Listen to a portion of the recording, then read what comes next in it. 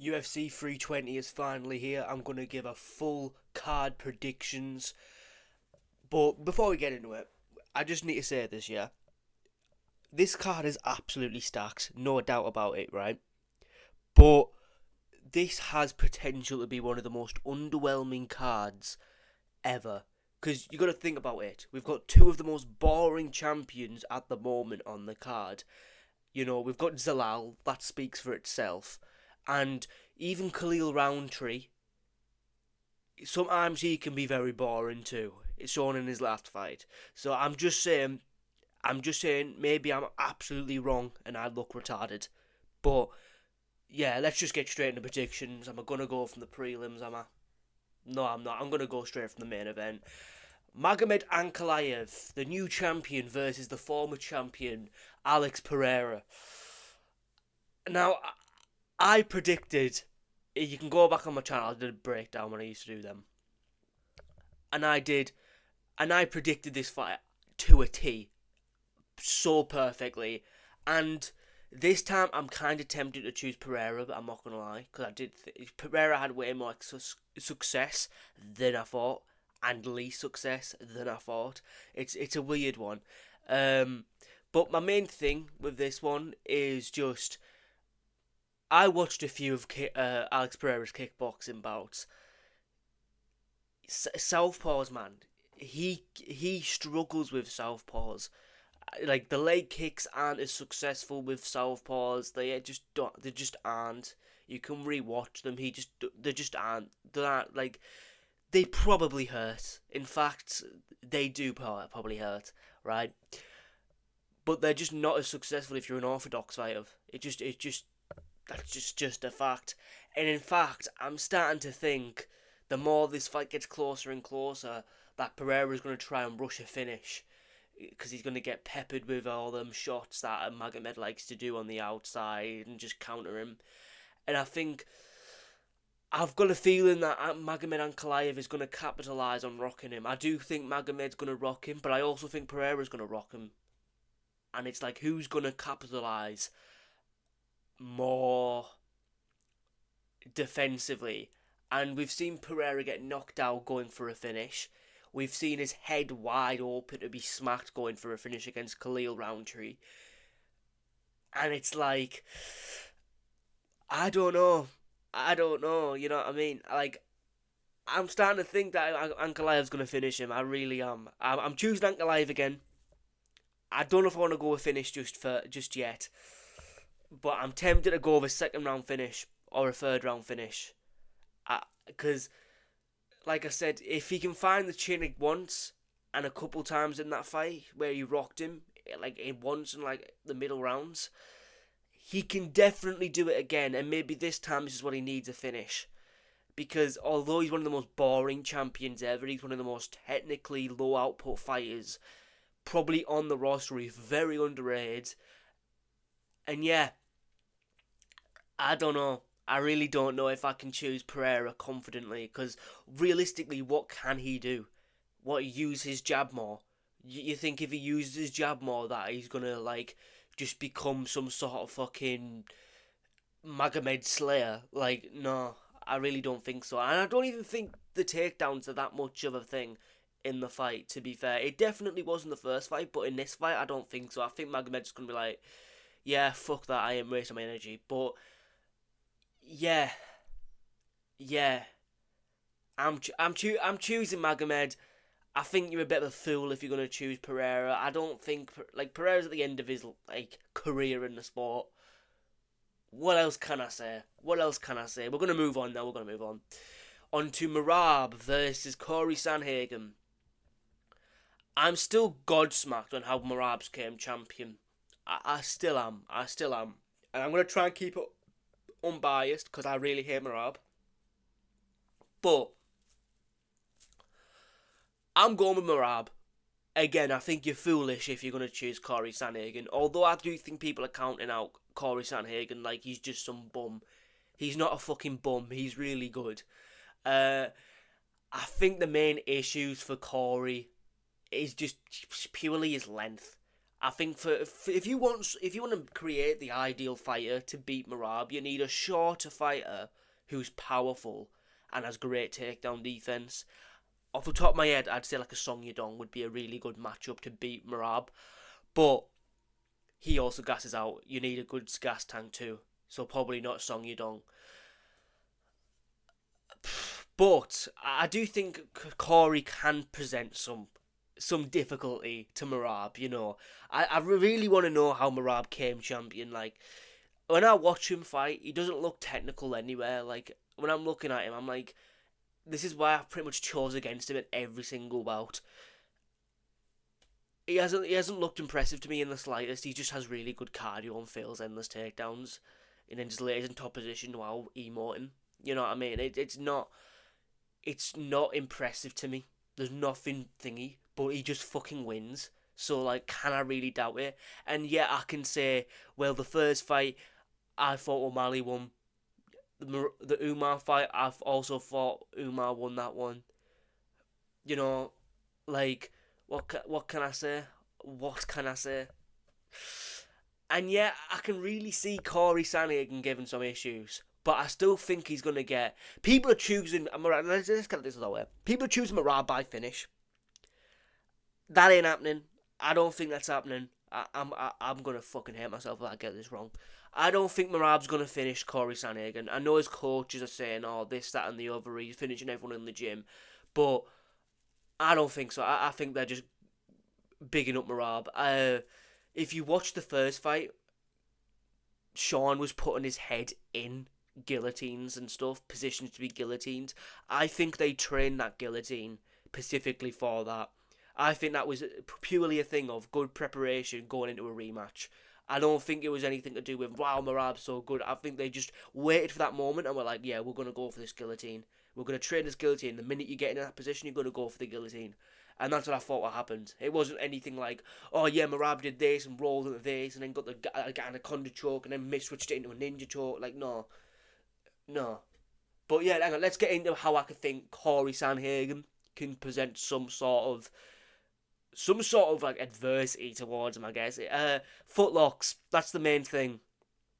Literally footlocks, that's the only thing. He trains with Ryan Hall, which I'm not taking anything off training with anyone. I don't really care. I just saw Colby Thickness, which apparently gives Volkanovski some of the hardest rounds in the gym, and he looks mid, extremely mid. But Corey Sandhagen, his footlocks and rolls and shit like that, I don't think the main issue is the grappling.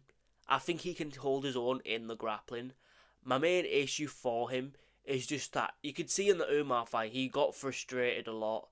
And yeah, and even on the striking, he was godsmacked. Like, you know, and I do think that's going to be the exact same here because these fighters are so small, but like they dot around like a fucking frog that it's hard to even land anything on them. And I think that's the main issue. But I'm saying I think footlock is going to be an issue for Merab. Merab's already said in an interview he has been defending leg locks in the gym because he knows Corey's going to go for them. So now I'm looking at that. I'm like, he's very well prepared. He knows what's going to happen. He's got Aljo, who's a very good analyst. Who's already fucking beaten Corey Sandhagen, by the way. So, yeah, I'm going to go Merab decision. The usual 50... No, not 50-45. The usual fucking 3 rounds to 2. Wouldn't surprise me if it's a split decision. I really do think Corey's gonna shock a lot of people, but I don't think he's gonna win. I really cannot see Merab currently losing, especially since he's good at being in a good position and emoting to make it look like where he's winning, even though he's doing no damage whatsoever. But yeah, please get this done, Corey. I'm sick of these We're rooting for fucking Pereira and we're rooting for Corey Sandhagen. I can't stand these boring bastards as champion. It ruins the sport. It's why I don't really post videos other than predictions anymore. I really don't like the sport anymore. It's annoying me. But moving on to the next fight. Now, this fight has utter potential to be one of the best fights ever or one of the worst fights ever. Right? We've got Yuri Prochazka versus Khalil Rountree Jr. Ninja versus Occultist. And I'm going to go Yuri Prohaska because the only person I think who beats Yuri Prohaska in this division is Magomed Ankalaev and Alex Pereira. No one else beats him. No one else. And I do just think there's a lot of moments where, like, Khalil Roundtree was getting shots landed on him by, like, the Hill or something like that. And Hill doesn't have nowhere near the power that Yuri Prohaska has. Nowhere near the fucking power. And even if he did, you know what I mean? Yuri Prohaska just hits different. The only person who eats these shots is somehow Alex Pereira, even though he's one of the chinniest fighters ever. But then Yuri Prohaska just knocks out everyone else. I don't get it. I really don't get it. And you notice throughout Khalil Roundtree's career, he always struggles with finishes. And yeah, you can literally look through his record and be like, he's lost to this guy, he's a finisher. He lost to this guy, he's a finisher. He lost to this guy, he's a finisher. Obviously, there's a few decision losses there as well, I think. But yeah, and I do just think the worst style against Prohaska is just someone who's going to sit there and just kick the legs. Not even like, not even like boxing mixed in with the kicks. It's always just kick, fix, kick, fix, kick. And I know that's going to be an issue for Yuri in this fight. I do think it is. But eventually he's going to get, if Hill can get Roundtree on the fence, I reckon Prohaska can. And if Prohaska gets you on the fence, it's done out. I do just think Prohaska's going to land a shot, drop him and finish him. Like, I know Khalil took loads of shots off Pereira, but at the same time, he is still chinny. He still is chinny. But yeah, I'm choosing Prohaska, and I think he's going to get him in a second round KO or a third round KO. I don't think he'll get him in the first round. I definitely could see, like, Khalil kicking him off balance or something in the fight. Because this is definitely a bad matchup for Prohaska, and realistically, I should be choosing Roundtree. But he's just got that plot armor. Unless he's in a title fight, he's just got that plot armor, and it's just like he just wins. He just wins, and I've just got to respect it. You know what I mean? And Yuri Prohaska, we need him as champion again because he's just so fun. I'm rooting for you. I'm rooting for you. Moving on to the next fight, which is Josh Emmett versus Yusuf Zalal. Now, I'm not going to lie to you. We've already seen this fight in Josh Emmett versus Lerone Murphy. But yeah, I'm choosing Zalal. I think it's going to be the exact same fight. Josh Emmett has been the exact same fighter since the first time he stepped into the UFC. I've seen no improvement. But there's just something there about him where he's just like, well, he's got knockout power, and if he knocks someone out, it's cool. I'll be rooting for Josh Emmett, but at the same time, it's like, I do kind of want Ilia Toporia's record to look even better, therefore making Volk's record look better. But at the same time, I don't want Volk's record to look better, because the Volkanovski fans act like Aldo isn't close in the slightest. He's literally, if Aldo came back and fucking got a couple more decent wins in the rankings, he probably might overtake Volkanovski, you know. But yeah, Josh Emmett, he hasn't made any improvements in his career, has he? He's still got a stomach like a scrunched up piece of paper. And yeah, I think Yusuf Zalal is going to do what he does in it. Just run around. Just does what he does. And yeah, I fucking hate it. This is why the UFC is being ruined. The UFC is being ruined. But yeah, moving on. Abis Nurmagomedov versus Joe Pyfer. I thought this was further down on the card, to be honest. I think I'm going to go with Joe Pyfer. I think there's too much to worry about for Magomedov. I'm going to say Abis because I think I'm saying it wrong. But yeah, I'm going to go with Joe Pyfer. I think there's too much to worry about. You know, he's got his freakish Ngannou power, as they keep saying. You know, he's got the wrestling as well. He's got the fucking grappling. Doesn't he train with Corey Sandhagen? Am I wrong on that? I think I am wrong with that. But, like, I think he trains somewhere close. I know he trains with someone really good at grappling. Sean Brady, I think. I don't know how I mix them two up. They're complete different. But I think he trained to Sean Brady. And Sean Brady, one of the best grapplers in the fucking sport. And Abbas, he's a very mediocre fighter. I'm going to be honest. Like, he's fixed his gas problem. And I think that should be a point of interest for Abbas. I mean, Joe Pyfer. Joe Pyfer should be attacking the body at all cost. And then mixing the wrestling to begin with. But I just hope he doesn't go all out at the beginning and then just lose and then somehow gets out cardio by Abbas. But I think this is pretty, like, people are saying it's pretty close. I think this is pretty, like, 60-40 in favour of Joe Pyfer. I'm pretty confident in that. But we're going to move on to the prelims now. Gutierrez versus Ozzy Diaz. I can't pronounce his first name. I try to watch his announcement video to try and say his first name. And it's just cut out, so I only get half of it. Abete. I'm going to say it wrong. But anyway, I am very sceptical of Gutierrez. Because I do think he's on roids or some sort of thing like that. In fact, I'm skeptical of his entire team, to be honest. But this is a layup for Gutierrez. And this is probably why I'm getting sick of the UFC's matchmaking. I'm genuinely not enjoying watching UFC anymore. Because they're just favourable matchups. You know, at least Gutierrez being active. So I can sort of respect him for that much. But not like Wellmaker who fucking gets a fucking knockout in a minute. And we don't see him again for the rest of the year. Who's even another one like that? Peyton Talbot goes for a 5-round, not even a gritty decision. He just kind of just sprawled on takedowns and stuff. But yeah, it's annoying me how all these actual entertaining fighters are like in once a year after getting a minute knockout. Toporia's brother, where the fuck is he? Where's Topuria? What you don't want him to fight fucking Armin. Cool, give him a Gaethje then something to lay up. I don't get Armin getting a title shot. He is literally doing my head in every time I go onto X. It's just him complaining about him not getting a title shot. My guy, you pulled out. You're not getting a title shot. But I need to stop. This is the wrong fucking. I'm ranting about the whole different thing. But yeah, I'm gonna go Gutierrez. Gutierrez is just better.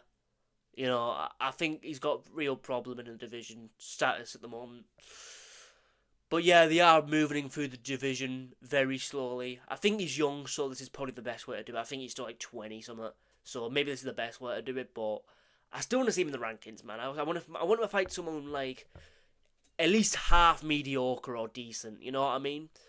But yeah, moving on to the next fight. Edmund Shabazian, versus Andre Muniz. I completely forgot Edmund Shabazian was on the fucking fighter list. I'm going to be honest, I think Edmund Shabazian is coming into his own now at the moment. You know, he's getting like wins in the Apex and that. And Andre Muniz is no joke, but like at the same time, is he?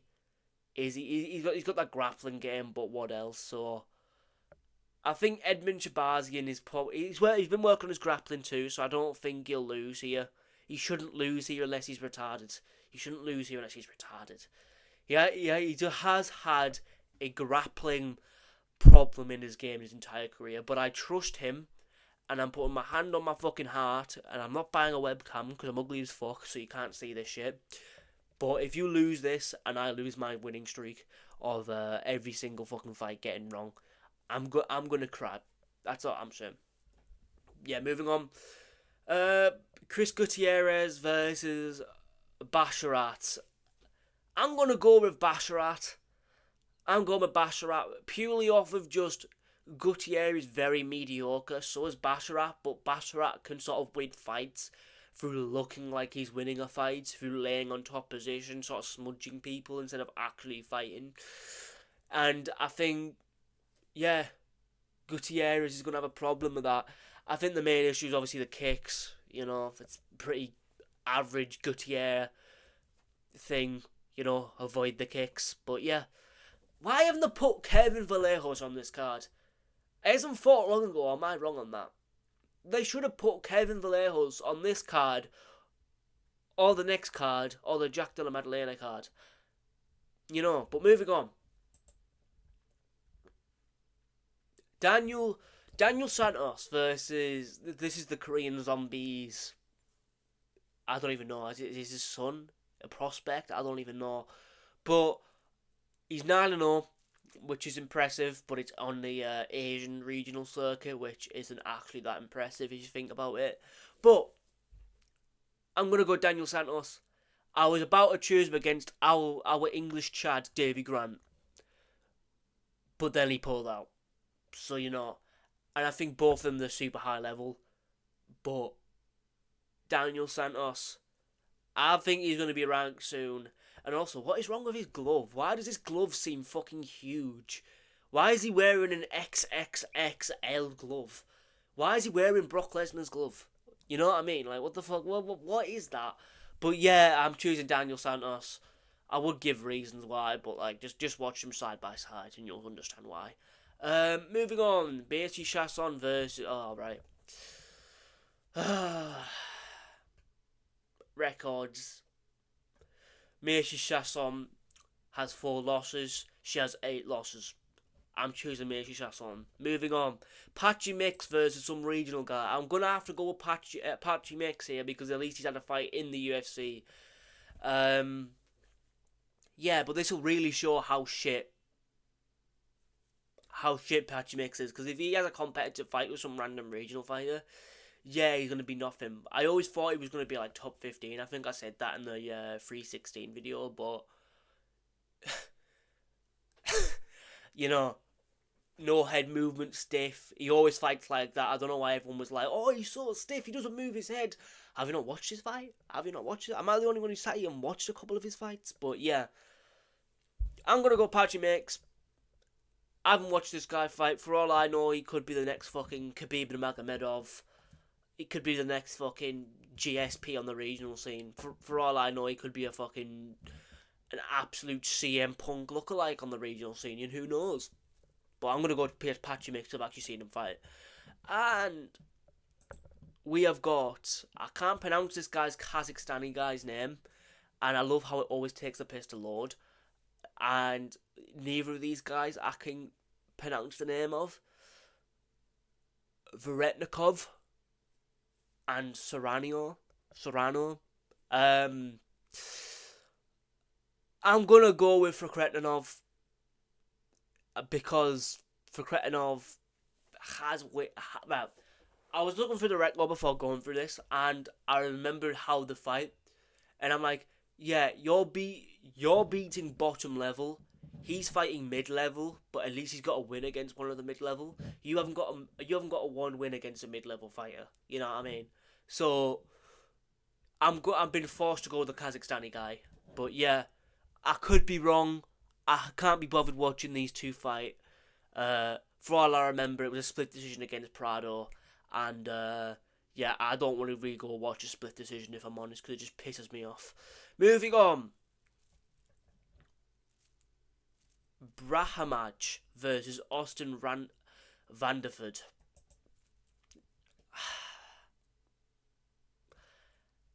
I'm gonna go with Brahamaj. I thought in his last fight he looked very impressive, and I thought he would have beaten that. In his last fight he pulled out from Orban Elliott, and I thought he would, after watching him fight some random guy, I was like, yeah, he probably beats Orban Elliott, and I was choosing Orban Elliott to beat him. And I think Orban Elliott's pretty good, but I think Austin Vanderford's pretty good too. So I don't know. I can't remember these guys fighting. So who really knows? Because if you really think I'm doing research for these fucking early prelim fighters, get a grip. You probably clicked off already. You know what I mean? So I'm gonna go with a Brahamaj, and then we're moving on to the next fight, which is I mean, I don't have to say who I'm gonna go with. Veronica Hardy's pretty average everywhere, but she's semi-intelligent because she has Dan Hardy in a corner. So I'm gonna go with Veronica Hardy. Yeah, if she loses this one, I don't know. At this rate, I don't know. But yeah, that's the video. Comment your predictions. But yeah, people are saying it's going to be one of the best cards of the year.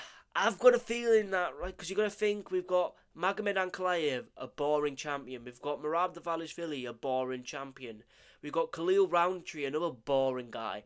We've got Zalal, who's another boring guy. Abbas, who's another boring dude. Then we've got, to be fair, this is going to be a good fight, to be fair. These two just scrap. But the card, it'll be, I guarantee this will be like every single card this year. The prelims will be like an absolute fucking firework display, yeah? The minute the fucking main card opens, it'll just be tap dancing, fucking running around, tap a kick, run around. Then it'll be fucking... Then it'll be just laying in top position from Merab or something. Yeah. Yeah. Also, I do find it weird how no one's grappled Yuri since he's came back from a shoulder injury. Does anyone else find that really weird that no one's trying to grapple Yuri?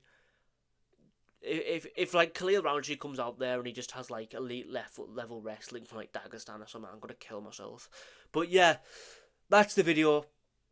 Comment your predictions of the card, like the video, and yeah, subscribe.